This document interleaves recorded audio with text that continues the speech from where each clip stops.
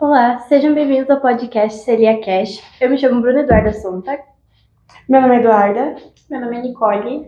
Nós somos acadêmicas do curso de Biomedicina na URI Santo Ângelo e, como tema do nosso projeto integrador, escolhemos a doença celíaca, que muitas vezes não é falada e desconhecida. E hoje trouxemos como convidada a Jaque, que ela é enfermeira, celíaca e possui uma produção de pudins sem glúten e que vai nos apresentar um pouquinho mais sobre a doença e a sua experiência nesse assunto. Vai se apresentar? Olá a todos, eu me chamo Jaqueline Gonçalves, sou enfermeira, sou pós-graduada em controle de infecção hospitalar, atuo na área atualmente e então sou celíaca, tenho o diagnóstico de doença celíaca desde 2018 e desde lá então tenho enfrentado várias vivências nesse assunto. Durante a graduação em enfermagem também pude integrar esse assunto no curso e então estou à disposição para a gente fazer esse bate-papo. Acho que para começar seria interessante falar como que foi teu diagnóstico e... Ok. A doença celíaca, assim, até para introduzir um pouquinho para o pessoal, ela não é uma doença engessada, eu diria, que sempre vai seguir um padrão de sinais, sintomas em todas as pessoas. Então, comigo particularmente, eu tive a forma típica da doença, que diferente da típica, que é aquela forma onde lá desde a infância a pessoa vai apresentar sintomas como diarreia, como distensão abdominal, por exemplo, entre outros. Eu já ali na adolescência comecei a sentir alguns sintomas mais relacionados à parte gastrointestinal. Então eu tinha bastante dor abdominal e essas dores elas não seguiam um padrão. Eu nunca conseguia observar o que exatamente causava. E também não era com qualquer medicação que conseguia fazer com que passasse as dores.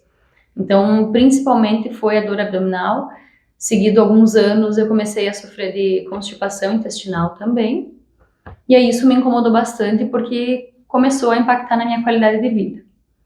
Então, foram alguns anos procurando médicos, né, de algumas especialidades, entre clínico geral e posteriormente gastroenterologista, para que a gente tentasse procurar e saber o que eu tinha que me causava tudo isso. Então foram alguns bons anos de consultas, exames de laboratório, endoscopias, porém sem biópsia, né? E ali então conseguia se visualizar que eu tinha uma duodenite erosiva, que é então uma inflamação ali do duodeno, né? Uma estrutura após o estômago. E nós não sabíamos exatamente o que causava. Como eu não tinha alguns sintomas clássicos, ficou um pouco mais difícil e levou alguns anos para mim ter o diagnóstico. Na época, em 2018, eu cursava farmácia, que foi um curso que eu não terminei. E aí, quando a gente tem contato com a vida acadêmica, a gente consegue ter um pouco mais de precisão em pesquisas. A gente consegue descobrir fontes confiáveis, começa a ler artigos, né? Então, num desses, eu comecei a ler sobre doença celíaca. E aquilo me chamou a atenção. O que é isso, né? Não tem um padrão, algumas coisas fecham comigo. E aí, dentro dessa atipia, eu consegui perceber que, de repente, alguns sinais, sintomas, algumas condições minhas da minha estrutura também poderiam fazer parte disso aí. Eu fui uma criança de baixa estatura, né? Era um pouquinho mais emagrecida, né? Tinha uma nutrição, né, normal, assim, diversificada em casa, mas eu tinha baixa estatura, eu tinha assim mais uma barriguinha estufadinha, digamos assim, né, a criancinha mais, e não tinha, então, acredito eu que não tinha verminoses, enfim, né, sempre fui acompanhada por pediatra na infância, então pensando na minha infância, eu comecei a perceber que tinha algumas coisas que fechavam com aquilo ali, né, questão hormonal depois, um pouco de atraso na puberdade, e aí eu pensei, opa, de repente eu tenho isso. Levei para o meu médico na época e ali houve algumas dúvidas e um pouco de resistência da parte dele, que até, como vocês também estão se inserindo nesse assunto, vocês vão ver que existem nuances nessa questão do diagnóstico. E aí não fechava, né, dentro da avaliação da clínica dele. E eu insisti, né, eu disse, doutor, vamos fazer esses exames, que eu pesquisei os nomes, que eram sorológicos na época do laboratório, e se não der nada alterado, a gente não fala mais disso. E aí acabou que fui fazer e deram alterados já os laboratórios. Então eu acabei procurando sobre isso na internet. Então hoje Ainda bem que a tecnologia também vem para ajudar nesse sentido de diagnóstico e de informação sobre doenças. E aí acabei descobrindo algumas fontes de pessoas que já falavam desse assunto. Então, eu procurei uma médica aqui na cidade mesmo, que tinha mais contato já com esses diagnósticos e mais especialista nesse sentido de gastro. E aí, então, a gente fechou o diagnóstico. Ela disse, poxa, essa tua investigação aqui tá meio capenga, né? Me pediu alguns outros exames de laboratório que faltavam e também fizemos uma endoscopia com biópsia, né? Feito, então, uma biópsia ali do duodeno, né? Desde as porções, desde o bulbo até as porções mais distais. E ali, então, apresentou também as lesões que se chamam, né, de Marsh, lesões de Marsh, que é o nome de quem descobriu, né, de quem isolou a primeira vez. E aí, então, já tinha ali uma lesão bem significativa, e então fechou o diagnóstico. Uma coisa que eu tive dúvida, do momento que começou a surgir os sintomas até o diagnóstico, levou muito tempo, muitos anos, alguns meses? Foram mais ou menos 5 anos. É bastante tempo. É que é bastante. muito desconhecido também por algumas pessoas, né? Até médico, eu acho que fica um pouco... Ainda tem um pouco, como eu disse, tem umas nuances. Existe já não sei até afirmar para você se é um estudo assim científico, mas já existem pesquisas que trazem aí a média de 10 anos para descobrimento, né? É bastante. E tem algum exame específico para isso? Tem. Então, os exames, eles se dividem em exames de laboratório, então é um diagnóstico que é feito através de exames, e o padrão ouro do diagnóstico é através, então, da endoscopia com biópsia. Os exames de laboratório são antitransglutaminase, IgA, IgG, a própria dosagem da imunoglobulina A, né, da IgA, sim. E também podem ser solicitados anti-endomísio, anti-gliadina, para crianças, gliadina deaminada. E aí ali eles vão ter uma referência e vão apresentar se tem alteração ou não. Que seria então os anticorpos, né? Esses autoanticorpos. E aí, por que é solicitado a imunoglobulina, né? A IgA? Porque existem algumas pessoas que vão ter deficiência de IgA e vão negativar todos os exames de laboratório. Sim. Então, se tiver deficiência de IgA, já não vai acusar em nenhum desses. E aí é feita, então, a biópsia e ali vai apresentar a lesão ou não, fechando, claro, com a clínica, né, do paciente, o médico, o profissional médico que faz o diagnóstico, e aí vai fechar para a doença celíaca. Certo. E hoje em dia o tratamento, tem algum tratamento específico, além de não consumir o glúten rotineiramente, assim? De momento, o que se tem é uma dieta isenta de glúten e de contaminação cruzada. Existem alguns medicamentos em estudo, em pesquisa fora, né, do Brasil, porém ainda não tem nada já aprovado, são anos, né, para as etapas, já tiveram algumas boas propostas que não passaram, ficaram para trás, então a gente acredita que com o passar dos anos pode ser que tenha algum medicamento mais... Espera mesmo. E como foi para ti se inserir, começar uma dieta sem glúten, mais restrita? Quanto a isso da contaminação também, se puder explicar melhor pra gente. Porque eu já vi sobre isso, mas eu também fico com bastante dúvida, né? Gera uma dúvida, até inicialmente, assim, que a doença celíaca é só tirar o glúten. Sim. Isso vai muito além, né? Porque o alimento, ele tá inserido na rotina da tua casa, com as pessoas que tu convive, no teu trabalho, no meio de convivência com uma faculdade, por exemplo, e também na tua vida social. Então, vai muito além. E aí, quando a gente fala em glúten, o que é o glúten, inicialmente, né? Para ti que está assistindo, que está ouvindo agora, o que é o glúten? É, então, uma proteína que se encontra em alimentos como trigo, cevada, centeio, aveia. Aqui no Brasil sofre muita contaminação, então também encontra o glúten nela, né? E o malte ali quando derivado. E então, essa alimentação ela é muito difícil da gente, no começo, conseguir separar. O que tem glúten, o que não tem? Será que se eu encostar aqui ali vai ter glúten ou não? E no começo é muito difícil mesmo, porque a gente está habituado a sentar e comer qualquer coisa, né? Sim. Dentro, enfim, da tua realidade. E aí quando tu descobre que um macarrão, comumente, né, de semolina, enfim, tu já não pode mais consumir. Que dependendo de algum tempero vai ter glúten também, então não é propriamente só a farinha, é o pão, é a massa, é a pizza, que é as primeiras coisas que vêm na cabeça, né? Então, é o macarrão, é um tempero que foi colocado numa carne, poxa, a carne não tem glúten. Mas dependendo do tempero, especialmente industrializados ou que tiveram contato, né? Sim. Então vão ter também.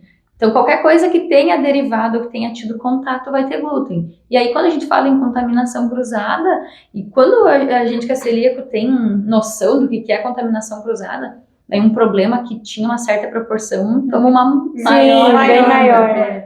Então tu vê que, meu Deus, se eu tenho uma tábua em casa de madeira, que eu sou acostumada a cortar, fazer um corte de pão ou algo assim ali, e aí agora aquele material é poroso, eu não vou conseguir higienizar adequadamente. Então, se eu tiver um alimento ali, logo após vai sofrer contaminação cruzada, desde também um forno, por exemplo. Então, a gente vai fazer um alimento assado, ele enche de farinha, né? E até existem aí teorias já verídicas de que se tu joga farinha de trigo para cima, por exemplo, ela fica 24 horas suspensa no ar. Então, claro, vai também ter um grau de sensibilidade para cada pessoa. A doença em si não tem grau, ou você é celíaco ou não, mas vai ter um grau de sensibilidade conforme o organismo, todo um processo de adaptação, e também quando fala em grau lá da lesão, né, de duodeno, é grau da lesão, a doença não tem grau.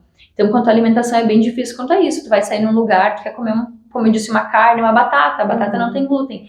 Mas aí a batata frita foi frita no mesmo óleo, lá na mesma fritadeira, que um peixe empanado na farinha de trigo, por exemplo. Ou uma cebola, as onions, né, que tem, por exemplo, nos lugares que a gente sai para comer. E aí já sofre contaminação cruzada.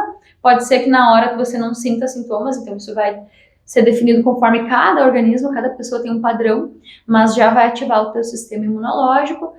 E aí lá no teu intestino, que é onde vai ter aquele contato, vai ser liberado esses anticorpos ali, porque ele entende que é um ataque, é uma agressão que o organismo está sofrendo. E aí vai ativar teu sistema, e se você continuar fazendo isso, ao longo do prazo, vai sofrer consequências, né? Sim. Como outras doenças autoimunes, né? Outras condições que possam afetar, e até também o retorno das lesões do intestino que tinham sido já progredidas, né, regredidas em si, depois que você parou de comer glúten. Então, se ficar se contaminando, pode acontecer de voltar a ter de novo os exames positivos. Sim, isso tem que, quanto à contaminação também, no mercado, se for comprar algo industrializado, tem que ter esse cuidado também? Aí depende mais do que vai estar disposto ali, porque normalmente embalagem íntegra não tem problema, né? Eu tenho um costume, assim, até de dar uma limpada. Eu acho que o Covid também trouxe um pouco disso, da gente higienizar um pouco as coisas quando vem, porque depois que a gente tem essa noção de que no mercado, lá é alimento, mas tem toda pode ter sujeira, né? Pode ter, enfim, questões lá de estoque. Então, não só pelo glúten, outras coisas, a gente pega o costume de limpar. Mas no mercado é mais mesmo alimentos frescos, né? Se tiver em contato ali, ou se estiver próximo a uma padaria, uma produção, contaminação cruzada através das mãos também. Então, mas a embalagem íntegra, a princípio, não tem problema com a parte interna. Então não tem nenhum tratamento específico, né? No teu caso é só a dieta mais restrita. É, a dieta restrita, sem glúten, sem contaminação cruzada. Sim. E como que tu lida, assim, essa forma de ir em restaurantes, a convívio familiar, o que tua família... Porque quando a gente fala em intolerância ao glúten, doença celíaca, ou até outras doenças parecidas, assim, as pessoas falam, ai, que isso é bobeira, tipo, tu não quer comer, ou tu tá enjoada. Como que tu lida, assim, com isso? Porque, para além da alimentação, o glúten também pode estar em cosméticos. Sim. E isso já é hoje, claro, não é mais um mistério. E em medicamentos também, né? Existem alguns medicamentos que já vêm na bula, então já faz um tempo que existe uma regra que tem que ter na bula, que tem que ter informação, né? E então a questão social é muito difícil para tudo isso, né? Tu vai tomar um medicamento, tu tem que procurar saber. Então, às vezes, pergunta na farmácia, que gera uma... Como assim, né? Eles também não tem que abrir a caixinha para para olhar, e se abrir tem que comprar, né? Então, na vida social é muito difícil porque tem um embate emocional. Então, pega a tua parte emocional junto. Então, é muito difícil o começo, tu ter que aceitar a doença. Então, tem toda uma fase, né, de negação, de raiva, e depois vem a aceitação. Para uns é mais difícil, para outros é não. Tem gente que não vai aceitar o resto da vida e vai continuar se sabotando, né, e adoecendo. Então, é muito difícil. O melhor é quando você tem uma rede de apoio, amigos, a família, quando você entende. A gente brinca que todo celíaco depois vira um pouco palestrante, que a gente tem que estudar muito, E vai ter muita gente perguntando, né? Por quê? O que é isso? E aí, porque antigamente não se falava disso. Sim. Então é até compreensível, eu digo, a gente não pode ser tão duro com as pessoas, né? Porque a gente tem a informação, o outro não. Então a gente pode ser um canal, né? E é muito complicado isso, porque antigamente quase você não via falar disso. Né? Existia pessoas que têm alergia a alguma coisa, alergia a camarão, ou a alguma medicação, mas não se falava muito disso. E aí, com essa onda mais fitness e com o estouro da tecnologia, com o passar do tempo, começou a se misturar a ideia de que se você não come glúten, você é saudável, mesmo Sim. você não tendo condição celíaca. E é daí que sai essa conotação de, é frescura, é bobagem. Então, é bastante complicado nesse sentido de você explicar que se você comer tudo errado que não for saudável sem glúten, você vai continuar engordando e com risco de doenças, né, cardiovascular. Porém, quando você tem a doença para sair, você tem que se cuidar. Eu, particularmente, isso não é uma orientação para todo mundo, porque isso exige já um tempo de conhecimento e entendimento, mas eu faço um gerenciamento de riscos. Então, eu tento saber o que rola naquela cozinha. Então, minimamente, eu pergunto pro garçom, se eu vejo que ele não tem muito conhecimento, eu peço para falar com alguém, se eu quero muito me alimentar lá, né? Então, se eu vejo que tem manipulação de farináceo na cozinha, se é compartilhado forno, fritadeira, né, com alimentos com glúten, eu já não me arrisco. Então, eu prefiro sair, ter uma vida social, tomar alguma coisa, para não deixar de participar das coisas, senão a gente se coloca numa bolha. E aí eu tenho que ter esse cuidado. Então, eu vou comer uma batatinha frita. Essa fritadeira aqui não tem outros alimentos, é só batata ou polenta e não tem glúten. Beleza, eu como, né? É uma carninha que é feita só com sal ali numa grelha ou num lugar onde não tem outros alimentos com glúten. Eu como. Mas isso vai muito de lugar para lugar e de você ter uma informação. No começo é muito difícil. Eu lembro que as primeiras vezes que eu fui perguntar, eu até tive um pouco de choque com a grosseria das pessoas. Não, isso aqui não tem, isso aqui tudo tem glúten. Tipo, porque já acham que tu tá perguntando por causa de uma frescura. Sim. E aí eu as primeiras vezes, assim, na hora eu agradeci, eu virei as costas e chorei. Porque é muito difícil. Como assim? Eu quero pagar, por exemplo, ainda tem gente que nem tem condição de pagar, então se isola mais ainda. Eu dizer, não, eu quero pagar pelo alimento, eu não tô pedindo nada além. Eu só quero saber se tem pra mim poder pedir. E aí as pessoas às vezes não têm noção do que tu tá perguntando e já vai mais pro lado da ignorância. Então eu acho que aos poucos, ainda com a informação, eu já digo parabéns de antemão pelo que vocês estão fazendo. Então quando a gente dissemina informação, eu acho que as pessoas vão abrindo a mente e vai dando espaço para quem precisa. Você tinha alguma dúvida? É exatamente isso, queria saber da tua adaptação, além da dieta, como é que era? Foi mais isso. Então, no começo, até explicar pra família era difícil. Então, na época, eu morava com a minha mãe, com os meus irmãos. Então, a mãe é aquela pessoa que faz uns pão caseiros gigantes. Sim. E aí, como assim, a partir de agora, tu não come? Então, muitas vezes eu ouvi, tu nunca morreu, agora não pode comer. Eu nunca morri porque eu descobri a tempo, porque a longo prazo pode ser catastrófico mesmo, né? Então chega um ponto assim que dependendo da tua genética e de outros fatores, tu pode desenvolver até neoplasia, né? Sim. Tanto de intestino delgado, né? Linfoma ou adenocarcinoma mesmo, de células T, enfim. E então eu tive que explicar para ela, né, para as pessoas que eu convivia, e eu posso dizer que eu tenho sorte, porque eu sempre fui muito bem acolhida, fora esses locais ali no começo que faz parte, né, ninguém tem obrigação também de ser gentil com a gente, sempre vai de cada pessoa, né, isso as pessoas encontram depois no seu futuro um caminho, mas eu tenho sorte de poder conviver e sempre explicando, e todo mundo assim que convive comigo hoje entende um pouquinho. Então, pela causa, isso já me faz feliz, por poder passar para as pessoas. E aí, depois elas vêm, agora eu olho no mercado alguma coisa, já vou olhar no rótulo se tem glúten ou não. Lembrei de ti. Então, isso é bem legal. E esse teu empreendimento, como que surgiu assim? Eu vi que a Duda comentou um pouquinho, mas a gente não tem tanto. Até como a gente descobriu pela própria Andressa, né, que ela comentou sobre as questões dos pudins, Sim. né? Eu trabalhava onde eu trabalho hoje, numa cooperativa médica, e aí em 2023 eu saí de lá, não trabalhava mais, e aí eu estava no último ano da faculdade, aqui na URI, curso de enfermagem, e eu pensei, o que eu vou fazer? Como eu tinha muita demanda de estágio e tudo mais, eu comecei a criar conteúdo. Então, mais relacionado à doença celíaca, algumas receitas, algo assim.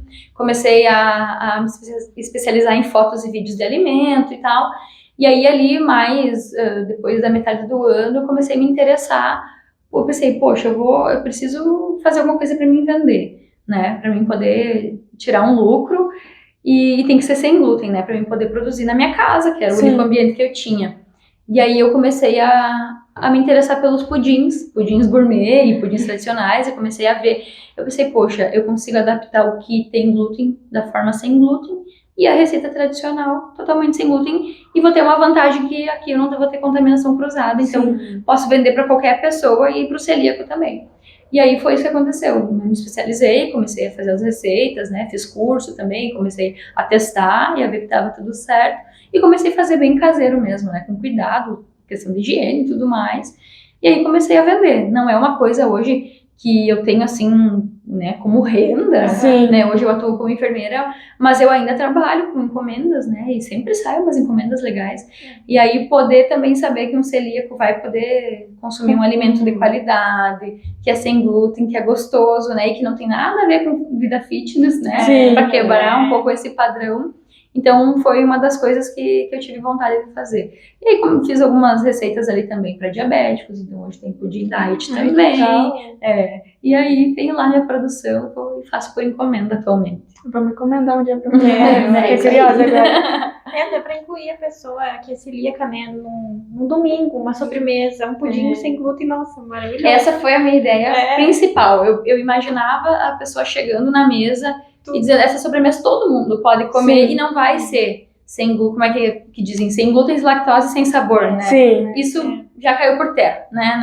Não tem mais essa narrativa. Ainda tem alguns alimentos que sim, não são tão saborosos, né? Dependendo da restrição que eles têm. Mas eu venho disso, sabe? Que comida de verdade não tem glúten. Então, salada, arroz, feijão, carne, legumes, um pudim, sabe? Dá pra adaptar e dá pra todo mundo ser feliz.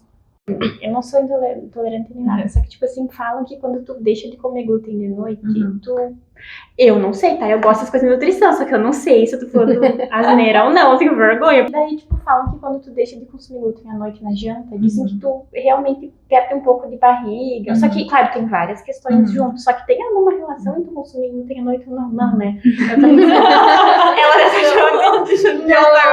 Não, é que falam. Não, tipo, assim, falam muita coisa, até nem tem te preocupa. pessoas próximas de mim que falaram, parei de comer massa, e comecei a comer arroz. Viu diferença? Falei, mas não pode ser só isso, né? Aí, pra não dizer que eu tô louca, eu vou tirar. Mesmo sabendo. O que acontece? Hoje existe muita divisão. Ou eu comi bastante de novo. Não, mas é que assim, existe muita divisão ainda, até isso no meio científico, sobre o glúten faz mal para todo mundo. Pois é. Existe divisão disso.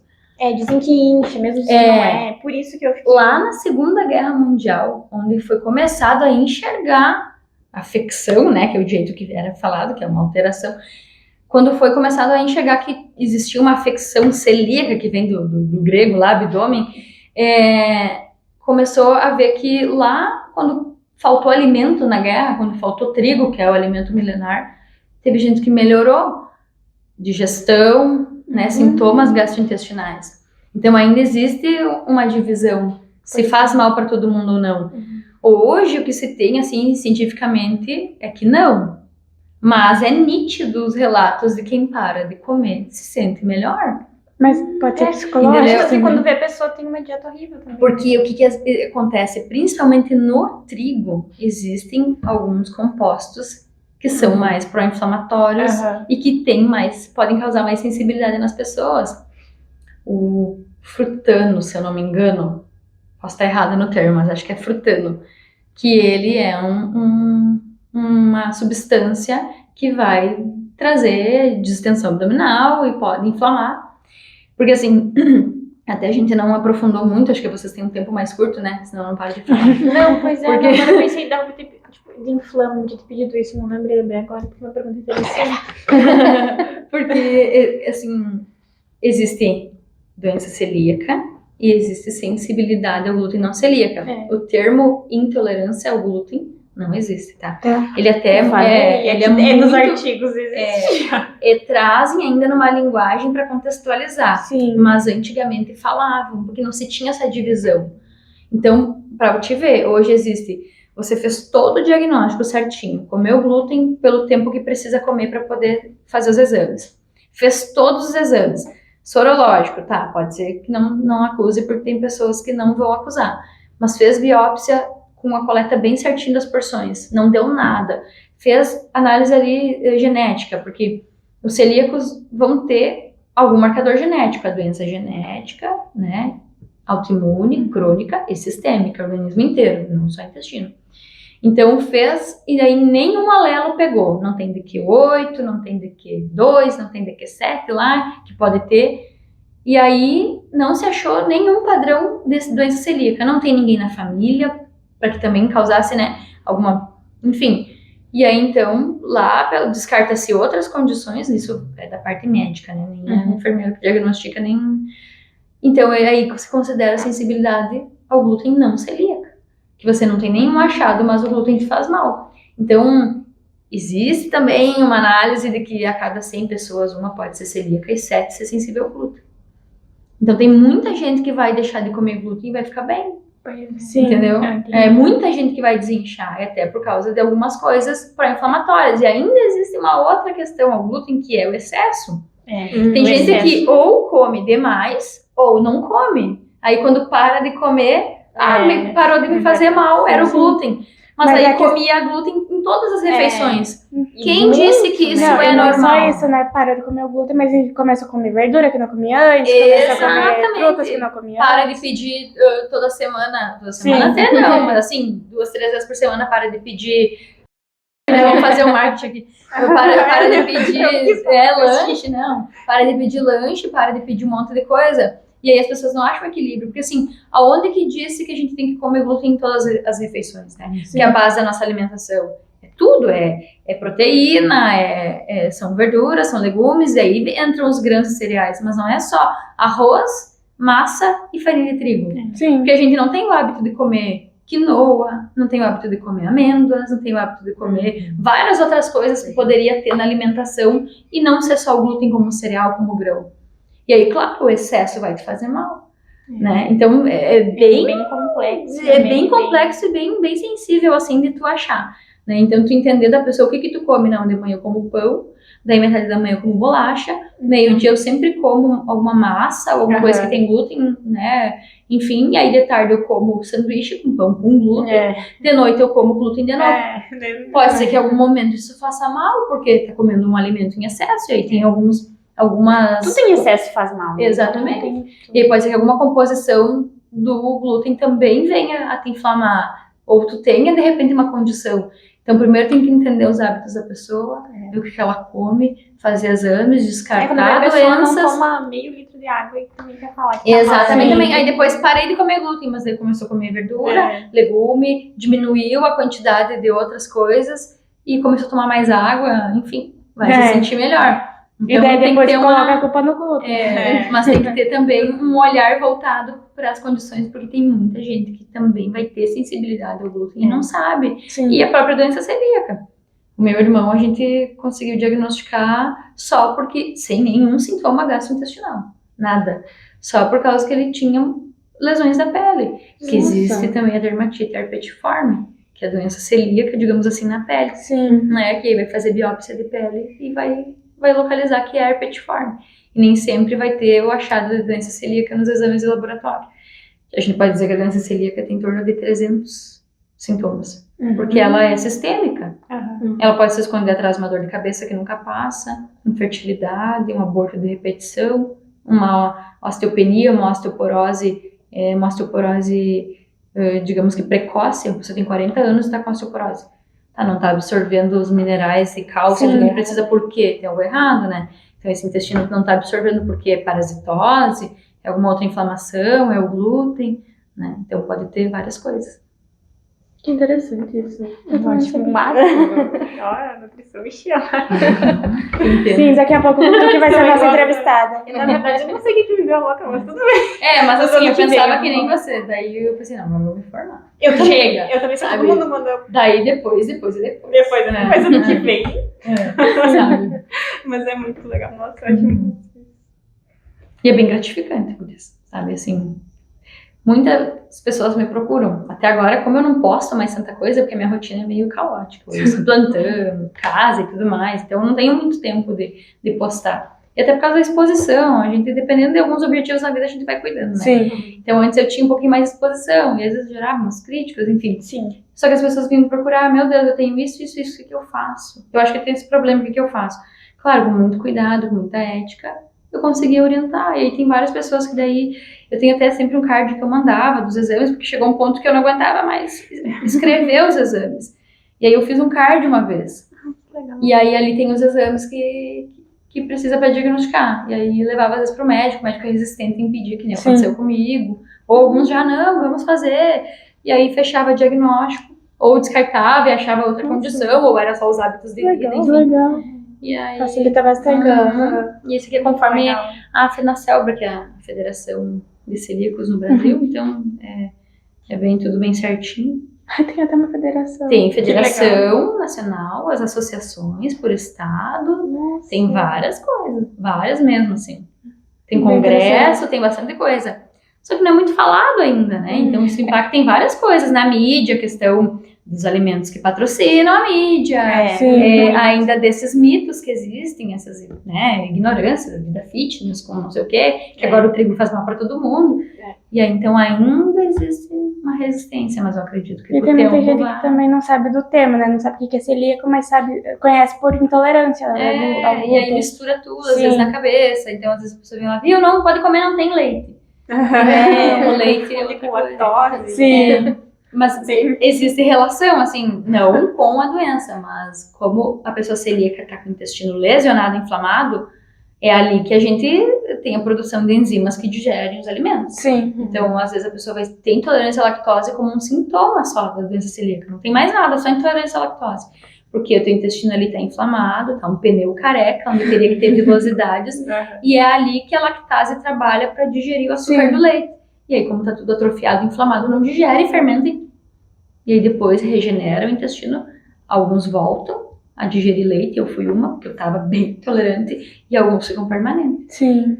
Daí ficam com as duas. Gurias, é bastante coisa. Na sensibilidade... Tu vai ter que ter mais um podcast. Mas vai ter, né? Não, com ela, porque... O ano que vem a gente convida Na de novo. sensibilidade, a não celíaca pode também gerar alergias com o passar do tempo, porque teu intestino não digere e a pessoa insiste em comer porque ela não é celíaca. Ai, não vou ter câncer, não vai dar nada, eu vou comer.